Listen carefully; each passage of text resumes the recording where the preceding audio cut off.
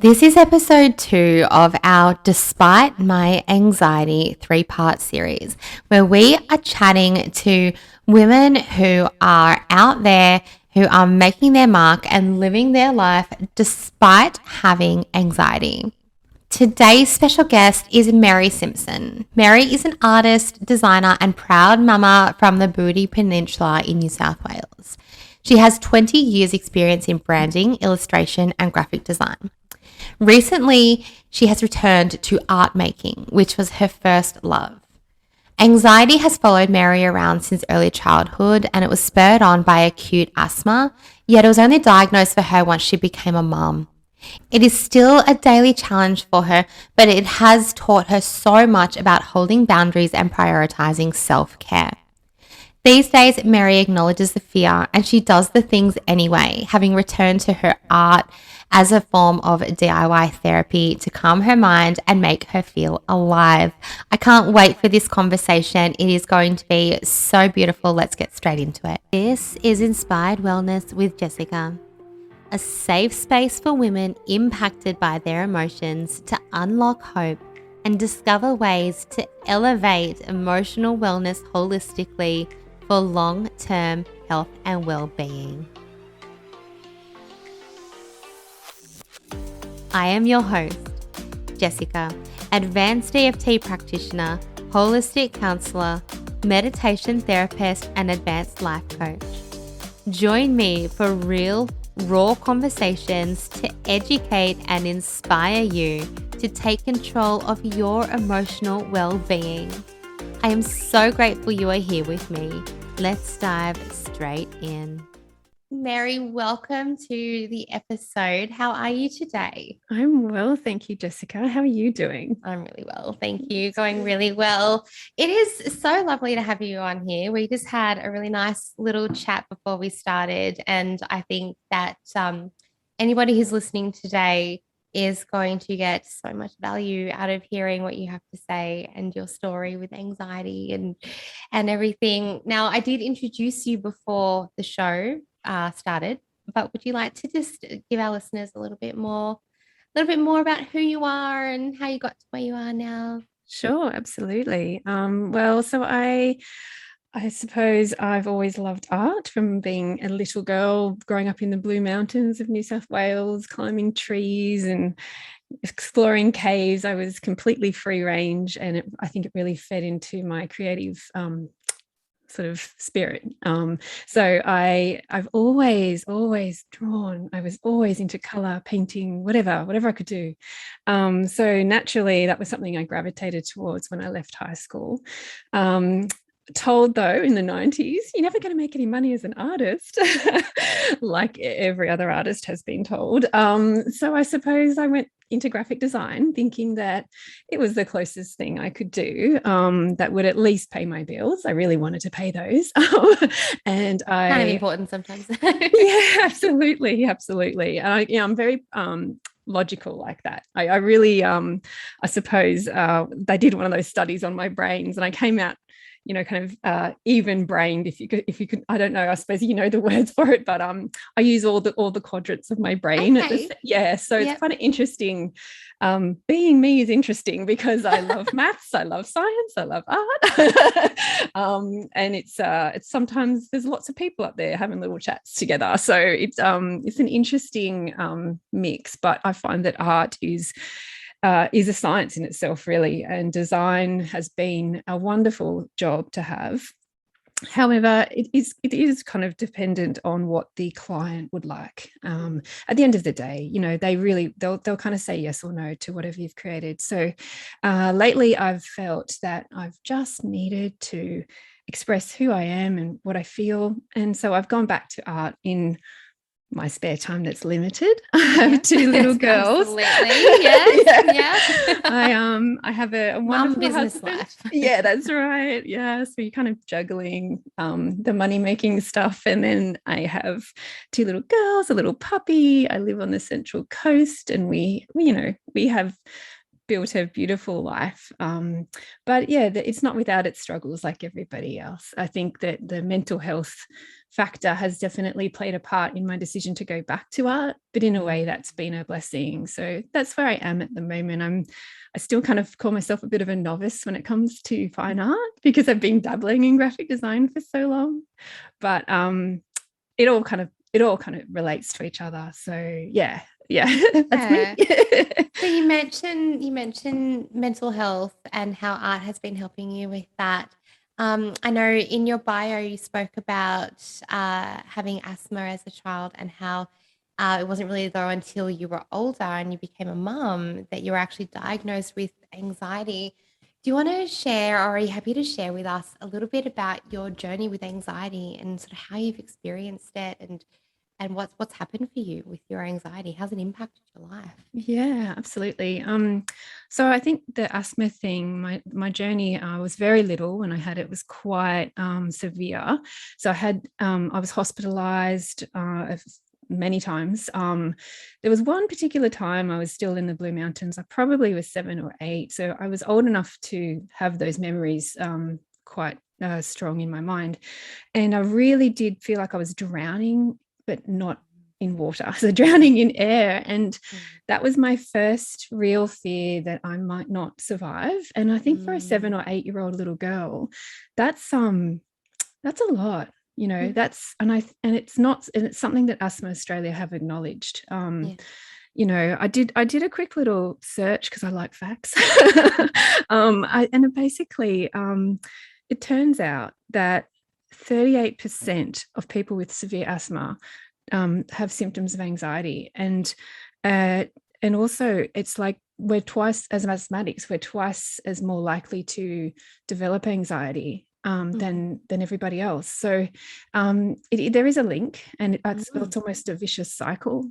So you can Absolutely. Oh, absolutely. I can see how it would be because for anybody, who does have anxiety and who gets those physical symptoms and moves into the space of panic as well, you know that when that stress response is activated, you are breathing shallow. Yes. And without having asthma, you can hyperventilate, you can get the pins and needles, the lightheadedness, all these things can happen. That's right. Just from the stress of the anxiety that's happening within your body. Yeah, So exactly. if you have asthma, I'm just thinking out loud here. If you have asthma and you have actually had that experience where you believe for a moment or for however long that moment is that, you might not take another breath, that then will then serve as your evidence as such. That's right. That, this could actually really happen. And so it's completely normal then that when anxiety hits and you start the shallow breathing and you start to get those symptoms, that your amygdala is then triggered by those past memories of that fear from the asthma. Absolutely. And then vice versa, because panic attacks and anxiety attacks are really uncomfortable. Absolutely. So I could imagine that you would have asthma and feel triggered by that as well. Yeah. It really does feed each other. So I think it's really important as a physiological sense to keep up with our medicine. I kind of went through a period where I wasn't taking it very much, but especially with the birth of my second child, my asthma came back in a big way. And so the respiratory nurse said, you really have to be religious with this, and you have to take it because I know that you've got the complementary stuff. Like I was doing a lot of yoga, meditation. I had worked with a psychologist with breathing and all the things, and it was working. But because my asthma was triggered by my second pregnancy in a big way, she's like, you can do those things, but just keep the medicine going because this is life-saving stuff. And I think that in a way, though, leaning into that is not a bad thing as someone with anxiety, because you do, I carry my puffer with me everywhere, and that's, but you need something to help you out. Like you just need some kind of thing to lean into or lean against. And for me, it is making sure that I take that medicine, because at least logically, I'm like, I've done the thing to help me in a physical sense. So now all I have to do is work on avoiding my triggers and my physical triggers, and avoiding my mental triggers as well. Yeah. So you're right. It's logical. It's that plan B, it's that And it's not because sometimes with anxiety, I know I've worked with clients who have, implemented things to protect themselves from their anxiety that aren't overly resourceful. And this is not that. Like you said, leaning into those strategies to say, okay, well, I've taken my medicine. I've avoided these physical and mental triggers That's right. because asthma is very real.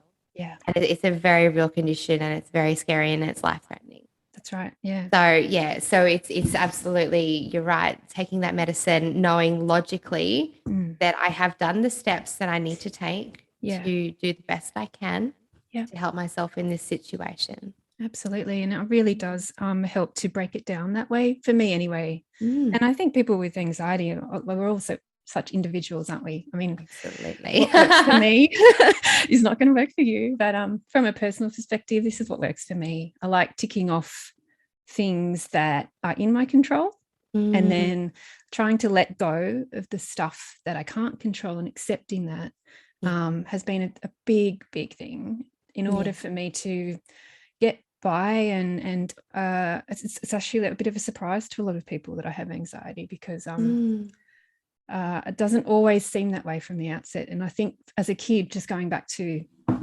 my childhood, I did internalize it. I didn't even know I had it, but now I know.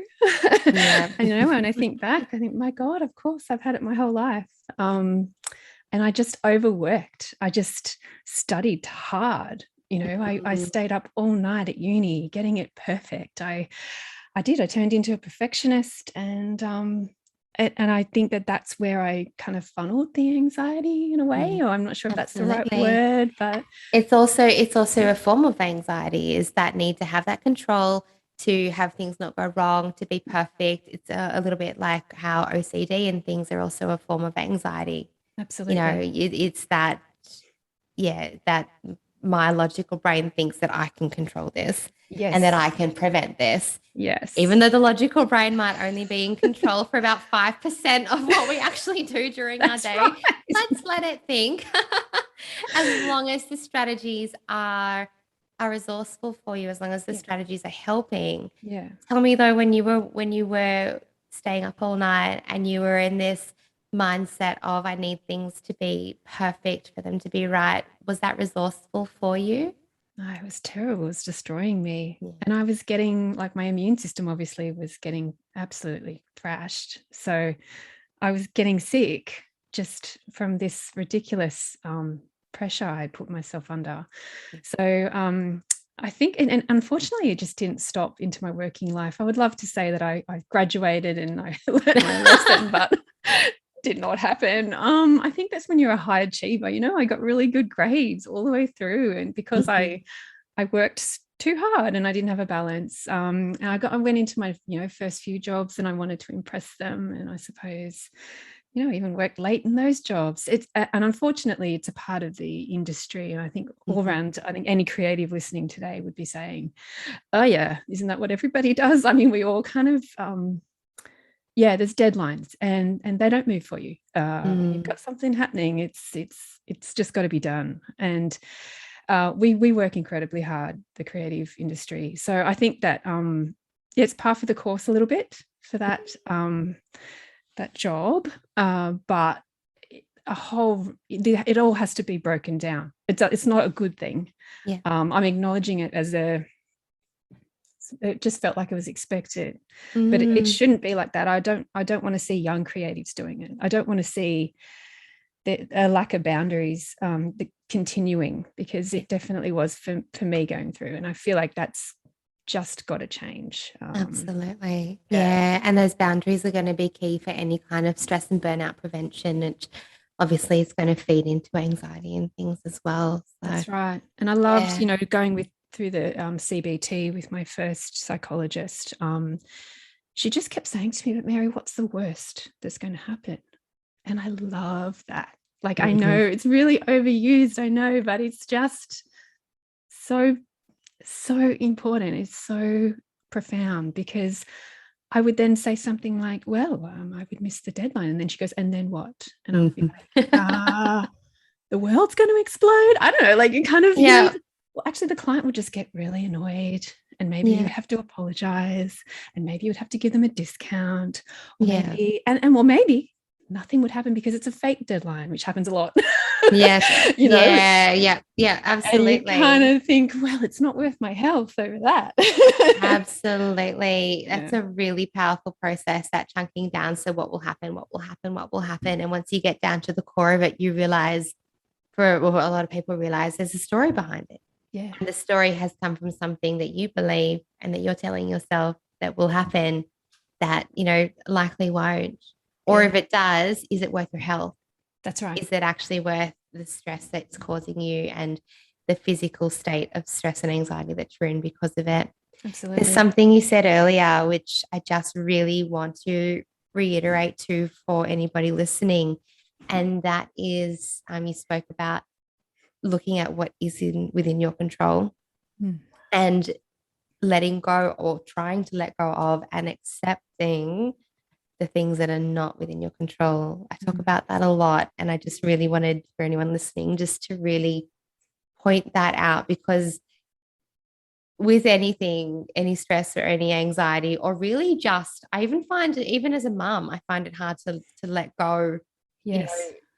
Somebody said to me when I was talking about mental load, and I said something about wanting more help, and this was a while ago, and they said to me, but would you let them help?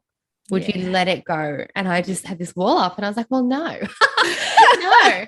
So no matter what it is that you're sort of dealing with, looking at, what do I actually have control over? Yeah. And then what is out of my control? And those things you can find ways to protect your body and your mind from through all sorts of different techniques. Yeah. But the things that are within your control are where you can make those plans and set those healthy boundaries and do the things that, that you can actually do. But yeah, that and acceptance, I'm glad you mentioned it. It's a really big thing for me, anybody I work with anxiety and stress. Yeah. Acceptance.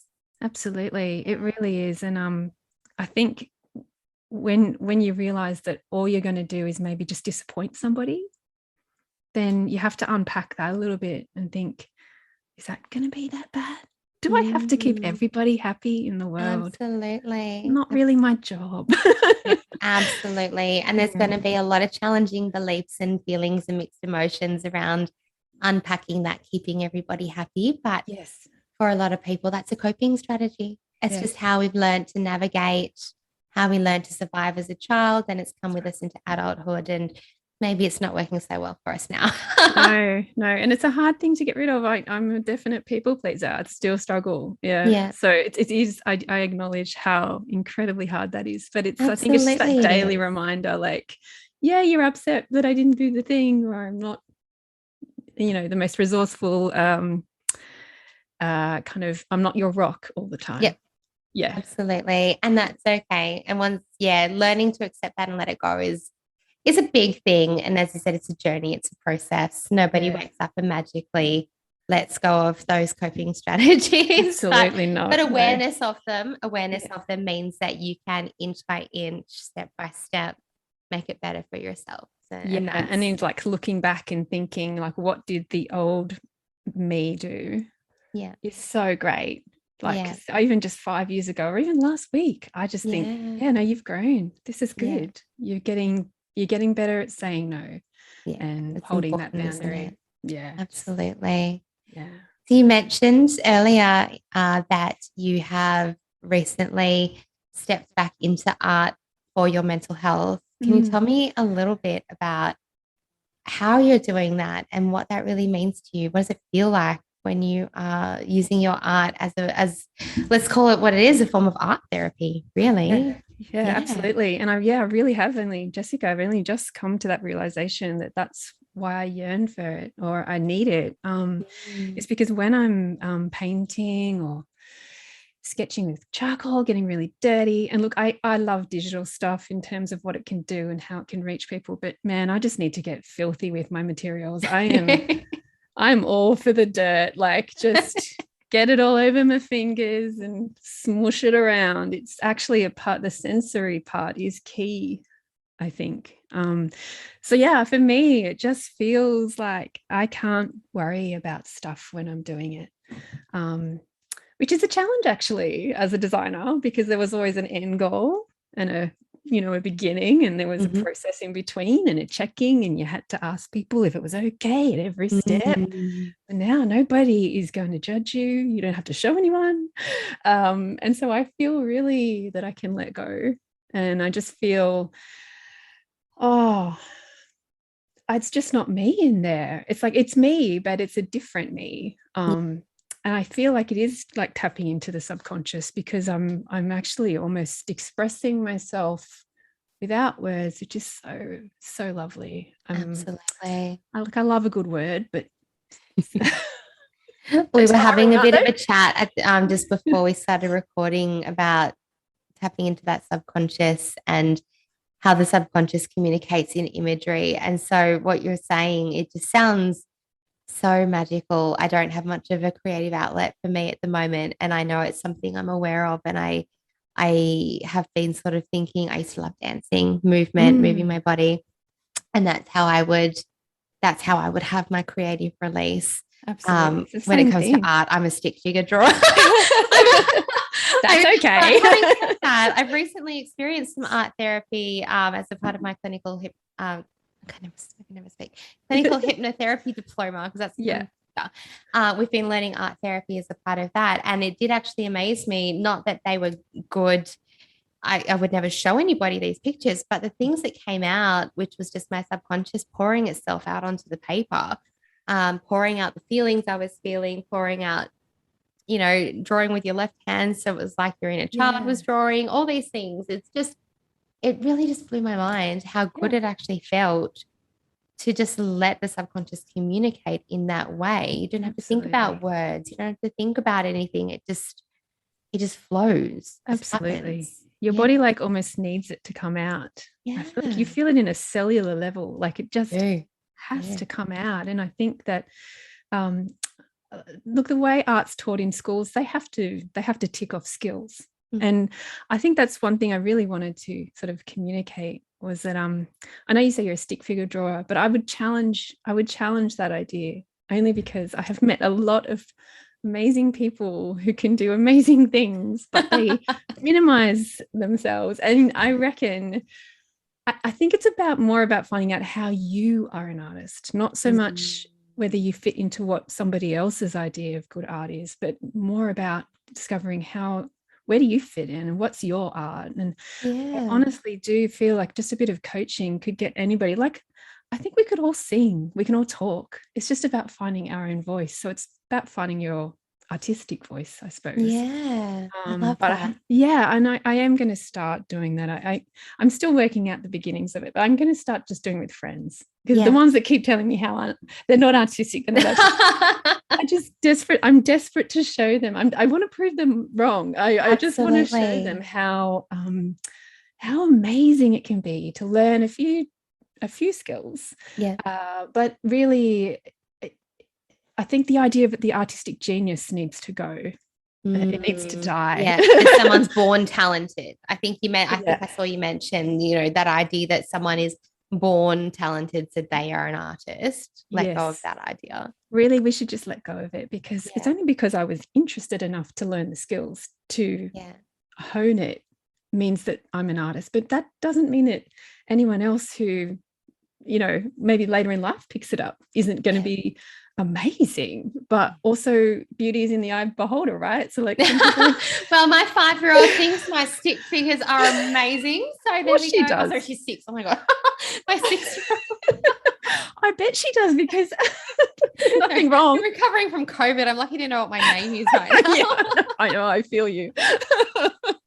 But I feel like if we can let go of that judgment, I think that can really help anyone struggling with anxiety to just steal some of your kids' supplies and just have a go. Absolutely. It doesn't matter what it looks like in the end, because it actually is about the process. And I do feel like I've come out of the studio, and look, it might not have been what I thought I was going to create, but I'm still loving the fact that I've had that hour, or I've had some time to myself, and I feel like I've had a nap or something, like I've had enough self-care for you. Dead set. It Yeah. really is. And so, yeah, I would encourage anybody to give it a go. Just whatever medium speaks to you, and then maybe take up a class, but Yeah. or not, just do whatever. I can imagine, and correct me if I'm wrong, but I can imagine when you are explaining this to me, and listeners can't see you, but your body language is just so passionate and so beautiful when you're talking about this.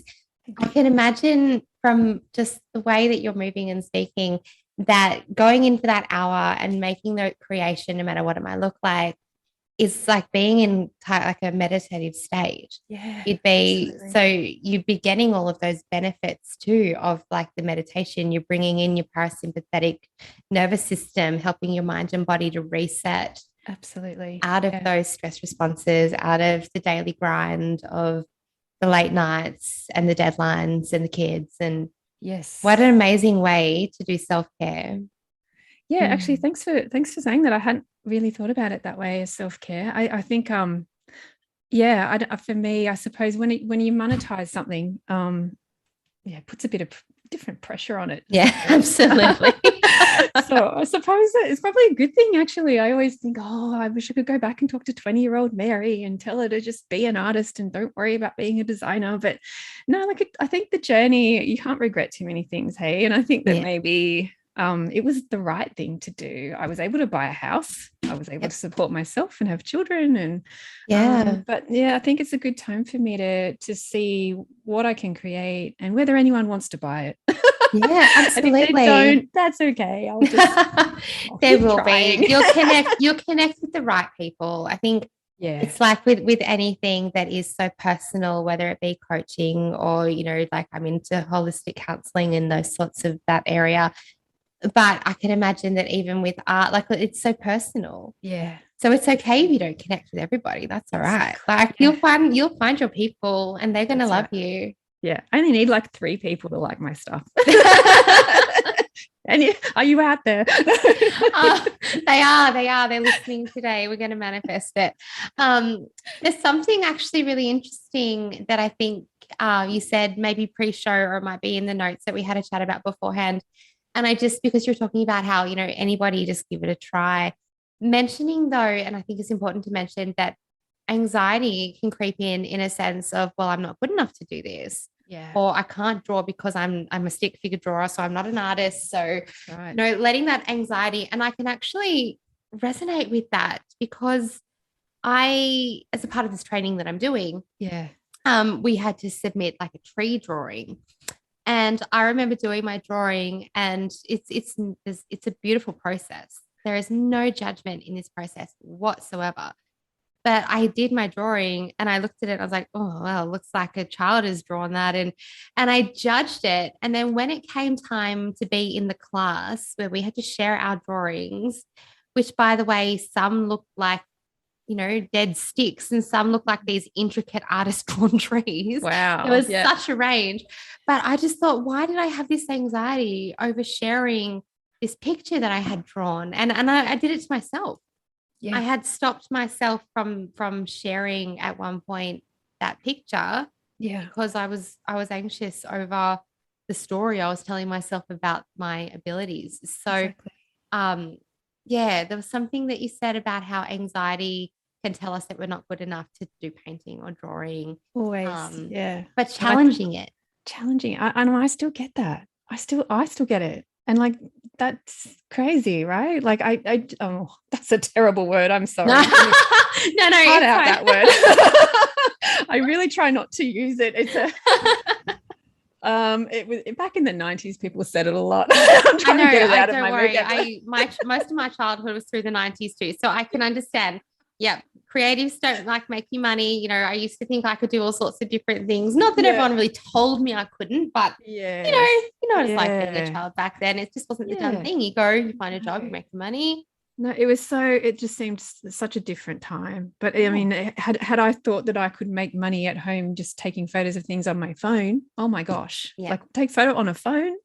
Yeah. So I think that, yeah, it's just such a beautiful time for people to really challenge those thoughts. I just Absolutely. feel like the not good enough thing. Yeah, we struggle with it, the imposter syndrome.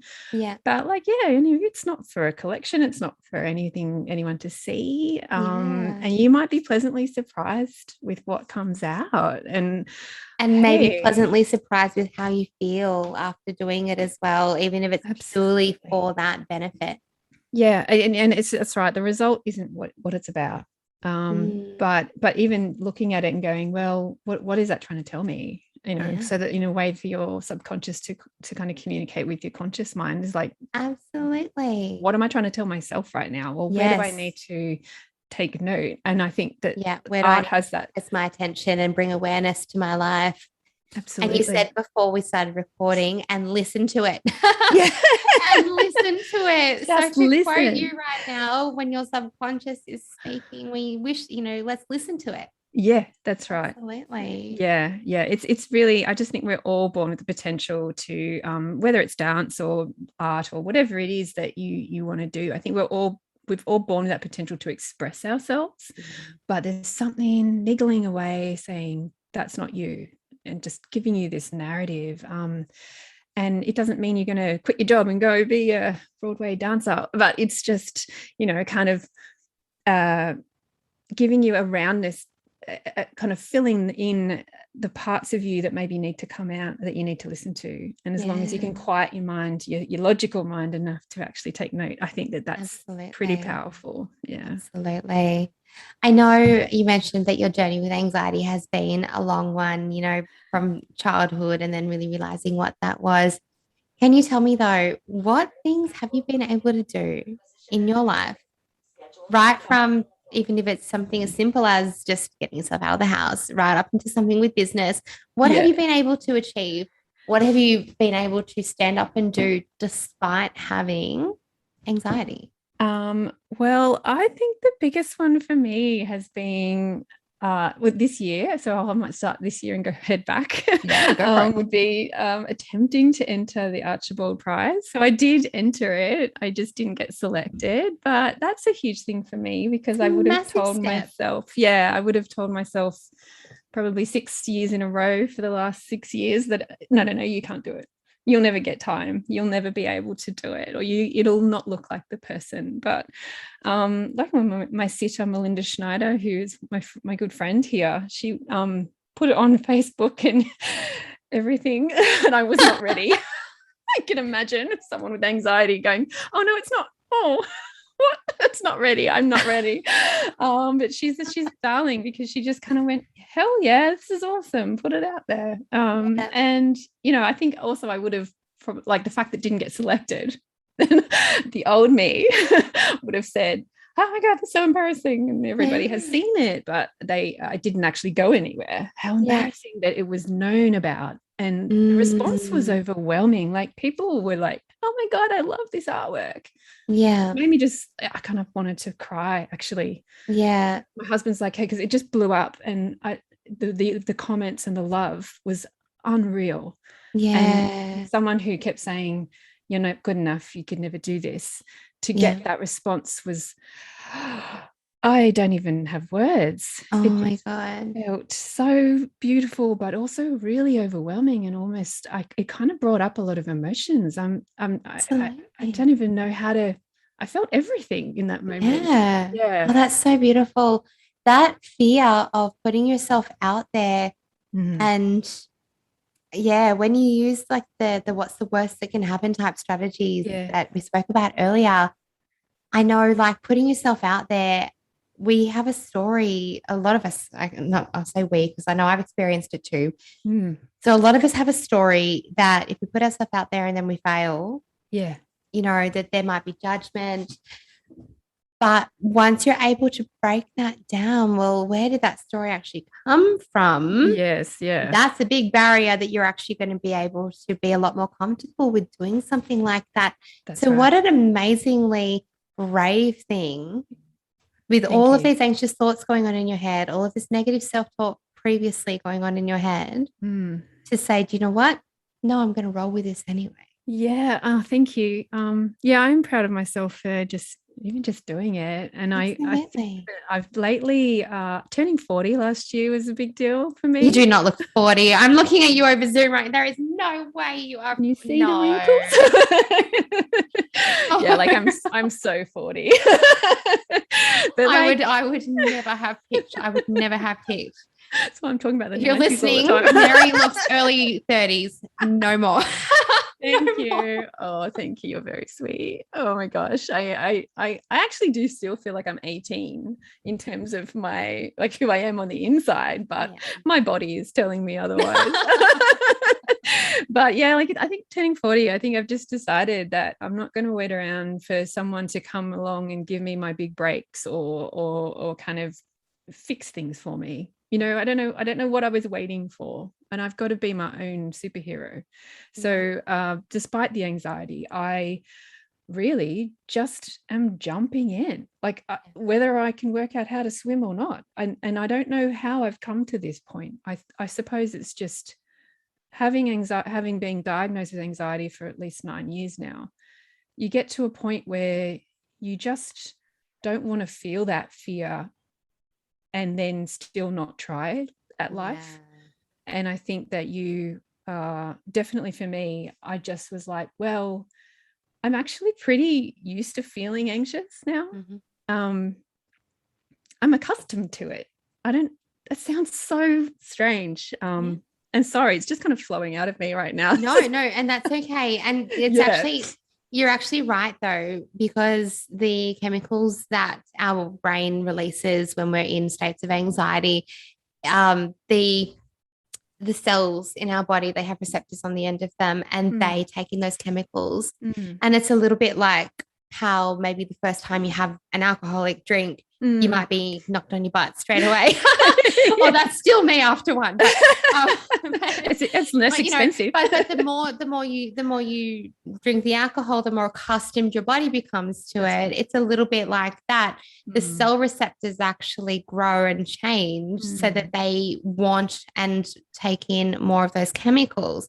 So whether the chemicals are a positive emotion or a negative emotion, we actually become accustomed to and addicted to, in a sense, the way that we feel. So waking up every day feeling anxious has become your normal, and that's fine. That's what's happened. Like it's so saying that for anybody listening, it's dead right. Yeah, I think, and I think that's it. It's funny, isn't it? You don't know what normal feels like for other people. So I've only ever known what my normal is. And I think though I'm at peace with it. I think now, like I've got my strategies to help me. Obviously, you know, the deep breathing, which I do a lot as a mum. Close my eyes, breathe deeply. It'll be all right. It'll roll over. The tantrum will end eventually. But I think that, I think at the end of the day, I kind of just have to shake it out and go, you've just got anxiety, and either you learn to make it your little companion and put it in its little box. So it's like a little thing in your bag. I got to carry it, but it's not going to define me. And I love that. Absolutely love that. I think that's how I've had to kind of come to terms with it, because it's just there's just no silver bullet. Not in my God. I've tried a few things, but not in what I've tried. I think this is what works for me. Absolutely. You know, one of the things that we learn when learning how to teach people mindfulness is obviously observation. And that, and particularly in the context of panic attacks and anxiety, not fighting it. So like what you've just said then, you know, making it your little friend, not trying to fight it away, accepting that it's there. That in itself is going to help you deal and manage with your anxiety in a massive, massive way. Absolutely. Absolutely. And it's, I mean, even lately, I've noticed, sorry, you had asked me a question. I've gone off on a tangent. Oh, good. No, it's not a tangent. It's so interesting. This is how my brain went. Welcome to my brain, everybody. But I have noticed lately, like I used to check on my children a lot when they were sleeping. I just a little bit of a history there. My second child was had really bad reflux, and we had this really traumatic event where she had breathed in the vomit, and it happened 3 times, and she went blue and stopped breathing. Yeah. One of them was in the hospital, so she was resuscitated in front of me. It felt like an out of body experience. Thankfully, she's fine, and she's a happy little 5-year-old. But I think I'm still recovering from all of that.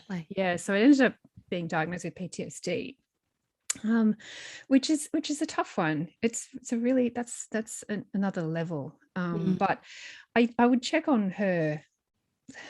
Yeah. I know you're a mum, you can understand how many times it just it got exhausting. I even was challenging myself and doing all the things, and it just didn't work. That's okay. Your amygdala will have taken in that PTSD, and the only way to reprogram the amygdala is through gradual exposure therapy and retraining that it's safe.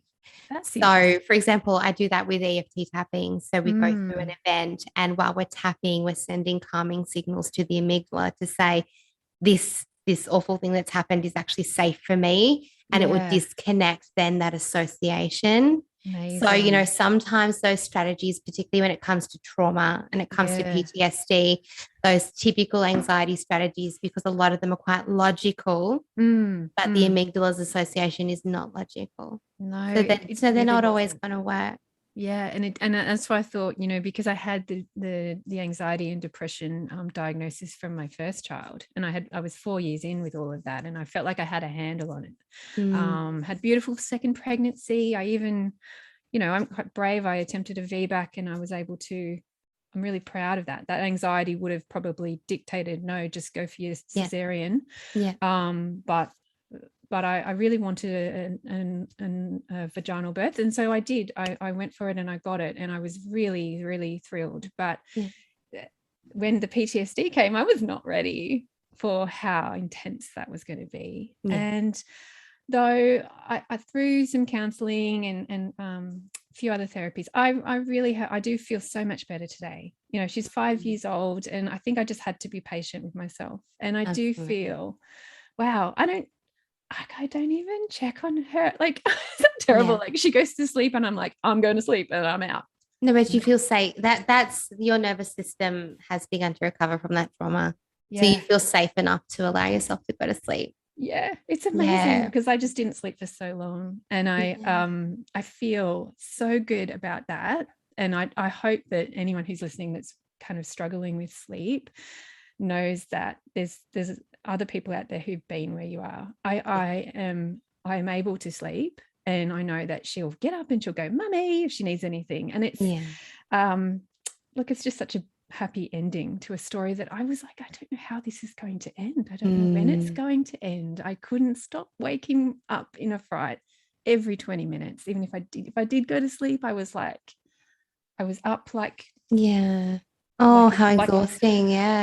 Physically it was, I could feel it in me. But I just I really do want to encourage anybody who's I suppose it is a really symptomatic thing of being a mum or a parent.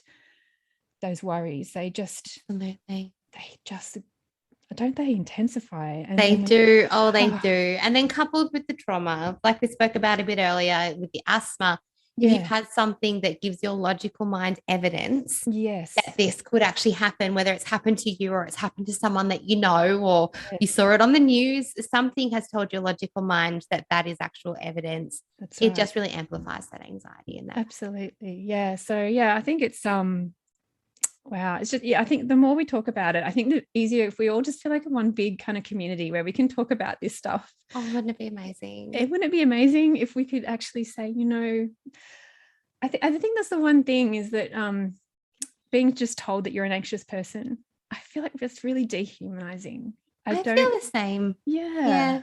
I kind of, but when it's said, how it might be said in a way that's not it's not a clinical setting. Like, you just, oh, you're just an anxious person, just snap out of Yeah. it Oh, kind of yeah. thing. Or you've got nothing to be anxious about, or why are you so worried? Or what are you seriously having a panic attack over what? You're like, over what? Yeah, like, what's wrong? Nothing's wrong. And so I kind of, I think that that's why these podcasts and these things are amazing. I think you're doing an amazing job, Jessica. This is so important to get the stories out. The stories can heal us. Art can heal us.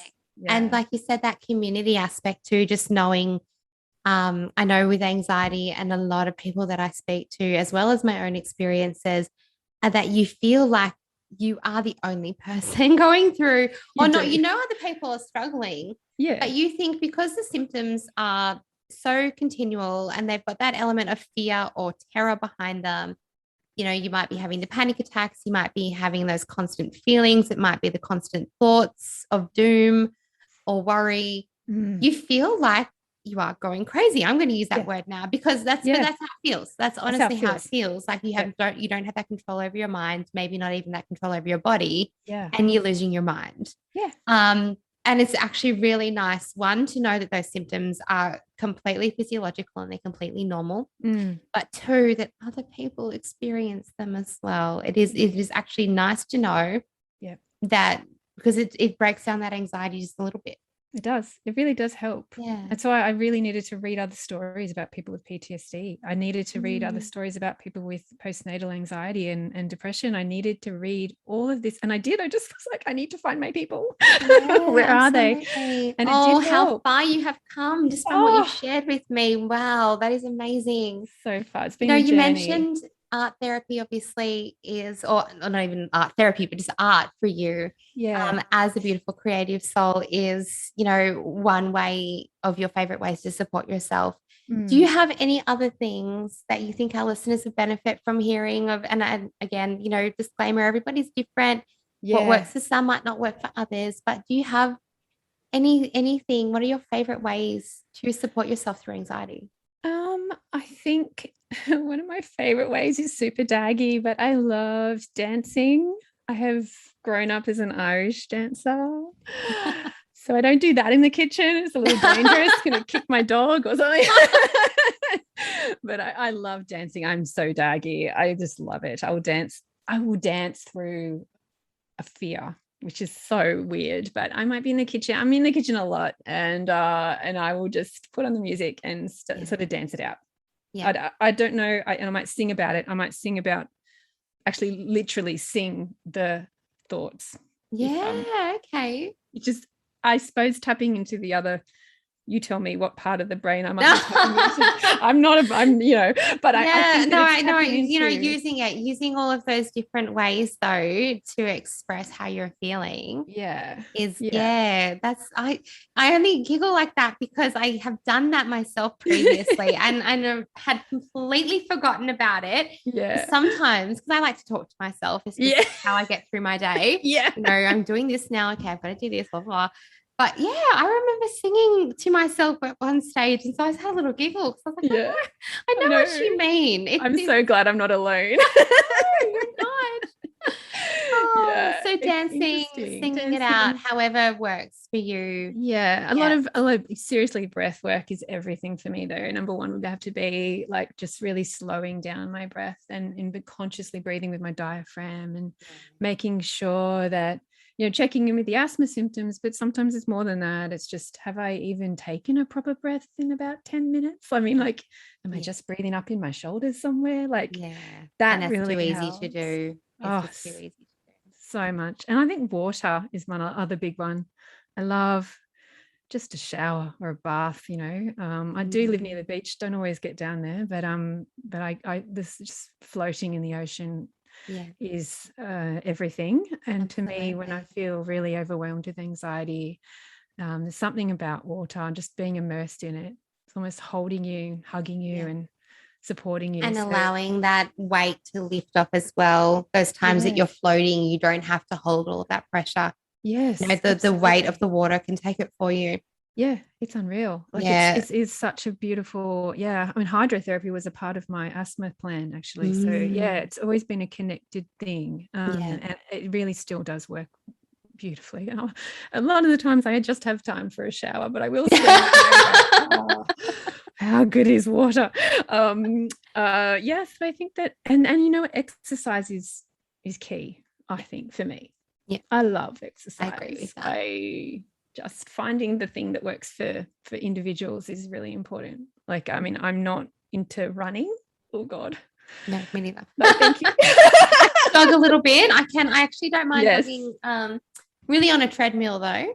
Yeah, I'm about the same. I don't really run either. Yeah. I mean, I used to be a personal trainer actually, in a former life. I used to graphic design by day and go and personal train at night when we were saving up for our house. Yeah. So yeah, I do. I love the feeling that that's another way to quieten your mind sometimes. I think that, you're in your body. And when you get in your body, you start giving it some love. Absolutely. And I think your body's there desperate to support your mental health.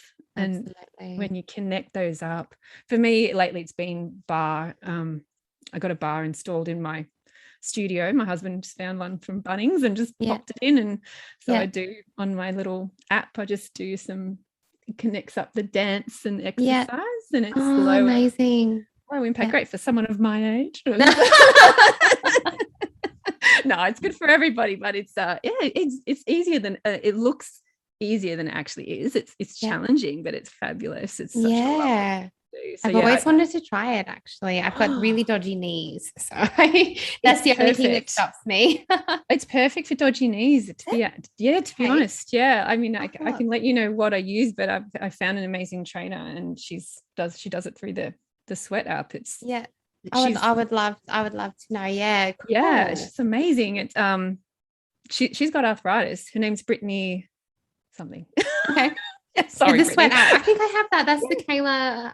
Kayla. Yeah. I have the app. Yeah. So try Brittany. Brittany's program is next level. I love her. Okay. And she lives with rheumatoid arthritis, and that's someone who, despite life throwing her something challenging, she's just gone, well, I can't run with this, but I'm going to do this other thing, and she's come to it later. And that's just, it's such a beautiful way to enter into fitness for people who maybe don't feel like they can do that, or they're not that kind of fit person. But that to me with anxiety, that's a really good thing for anxiety, I find. Absolutely. So exercising as well. Do you have a message for anybody listening, something that you would want to share with them if they are struggling with their anxiety, if anxiety is dictating what they do, how they live their life? What is your takeaway message for anybody feeling that way? Yeah, wow. I think that my biggest message to someone struggling with anxiety is that please know that you are not a burden on the people around you. That's a big one. It's really, it is one of the main things that you worry about, I think, when you start telling people that you're feeling a certain way or thinking a certain way, that you worry that you're burdening them. But you are not. You are important and you deserve respect. This is something that is just like my asthma when I have to go get my puffer. It should be respected. It's real. It's not all in your head. No, it's not all in your head. The thoughts might start there, but it's absolutely not all in your head. It's not all in your head. And you deserve care, you deserve respect and love, and you deserve to be treated as a whole person. And don't let anybody make you feel like you don't deserve those things. You do. You're just not a burden. You're a treasured human, and this is only one part of what's going on for you, and it can come and go like clouds in the sky. And just hold on. What's that song? I'm going to do some daggy singing, but I better Wilson Phillips, I don't know. I know the song. It's on my empowerment playlist. Oh my God, that is like, I literally sing that to myself. For one more day. Yes. It just, I don't know. I'm jump off and listen to that song now, actually. I use music for a pick me up a lot, actually. Like music for me. pump that 80s anthem or 90s anthem, whatever it is, but it's just, and for me, like that, just hold on, because things do get better. Just really, really know that you're important, and you just don't have to believe someone else's narrative about you, that you actually can follow that, your own narrative about yourself, and you can design that, and you can turn it around. It's not going to define you. Thank you for sharing that. That is such a beautiful message. Before we wrap up, you have something that you would like to share with listeners. It is a special download that I have linked in the show notes. Mind blank there. I've linked it in the show notes, so you can just click and download. There's no strings attached. You just get this beautiful download. Mary, would you like to share with our listeners what that is? Yeah, this is a black and white illustration that I did some years back, actually, of some unsung heroes of the floral world that we have in this beautiful country of ours. And they're just these tiny, tiny little flowers, especially on my bushwalks, that I find. Don't ask me what they're called. I won't remember. But it's a beautiful illustration. Oh, thank you, Jessica. It's just something that I really wanted to bring them to the forefront. So they look bigger than they really are in the world. But I just think when you look down those tiny little flowers, there's just beauty in there. So that's for you to color in mindfully when you have 5 minutes to yourself. I hope that you all can get your pencils out and have a go at that. You know what? If you haven't done any mindful coloring, my mum bought me a coloring book for Christmas last year, and then I don't know how that sounds. But my 6-year-old actually stole it, and I was like, "You need to get that one back to me. That's mine." But I found actually I just would lay on the floor with her. We'd color together. Yeah, and the pencil just moved. And there was something so peaceful about it, so mindful about it. If you haven't done any mindful coloring, go and download. It's just in the show notes. Download this beautiful illustration and grab your kids' pencils. Or a pencil. It doesn't even have to be colourful to start with. You can print it as many times as you like. Exactly. It's for you. Enjoy it. But it's really for me, pencil coloring, I would encourage people to get pencils because, and I say to my girls, they don't like hearing it. But with pencils, you can blend, go soft, and go real gentle to start. And then you can put different colors on top, and you can make different, you can actually turn it into something pretty special while you're being mindful about it, of course, because it's about the process. But absolutely. But the pencil gives you feedback. It gives you feedback off the surface, and that physical feedback actually just reminds you as well what you're doing. And I just think you don't get the same with the texture. So I would encourage pencils. Go excellent. And how can people find you on social media? Again, I will link it all in the show notes, so you can just click and go. But for anyone listening who wants to jump off and search you, where can people find you? So on Instagram, I'm Mary _Simpson_artist. And you can also check out my website, which is marysimpson.com.au. I'm not on Facebook, but you can see me there. I'm not overly active on Facebook. No, it's too much. We've got enough, don't we? With all those voices in our heads, there's enough. Yeah, that's another liberating thing as a mum in business, just to know that you don't have to do everything. Hey, absolutely. Choose your thing and pick what works. Yeah, pick what's working. Absolutely. Mary, this has been such a beautiful conversation. I have so thoroughly enjoyed every minute of it.